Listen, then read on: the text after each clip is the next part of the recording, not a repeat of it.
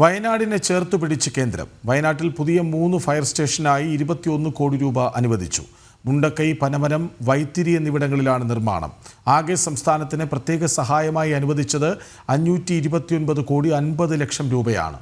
അതേസമയം സഹായം ലഭിച്ചത് മറച്ചുവെക്കുകയാണ് സംസ്ഥാന സർക്കാർ.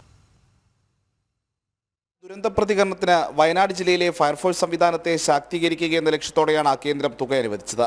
ദുരന്തഭൂമിയായി മാറിയ മുണ്ടക്കൈ, പനമരം, വൈത്തിരി എന്നിവിടങ്ങളിലാണ് ഫയർ സ്റ്റേഷനുകൾ വരുന്നത്.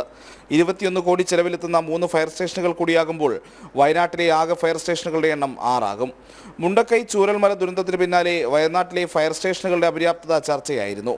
ജീവനക്കാരുടെ എണ്ണം കുറവാണെന്ന വിമർശനവും ഉയർന്നു കേട്ടിരുന്നു. ഇതിന് പിന്നാലെയാണ് കേന്ദ്രം തുക അനുവദിച്ചത്. ഇതിനൊപ്പം പ്രത്യേക സഹായമായി ആകെ 529 കോടി 50 ലക്ഷം രൂപ കൂടി കേന്ദ്ര സർക്കാർ സംസ്ഥാനത്തിന് അനുവദിച്ചിട്ടുണ്ട്. എന്നാൽ സഹായം ലഭിച്ച വിവരം മറച്ചുപിടിക്കുകയാണ് സംസ്ഥാന സർക്കാർ. വയനാട് ദുരന്തമുണ്ടായതിന് പിന്നാലെ 145 കോടി രൂപ കേന്ദ്ര സർക്കാർ അനുവദിച്ചിരുന്നു. ഇതിനുശേഷവും കൂടുതൽ സഹായങ്ങളും കേന്ദ്ര സർക്കാർ ഉറപ്പു നൽകിയിരുന്നു. എന്നാൽ കേന്ദ്രം ഒന്നും തരുന്നില്ലെന്ന പ്രചാരണമാണ് സംസ്ഥാനം നടത്തിയത്.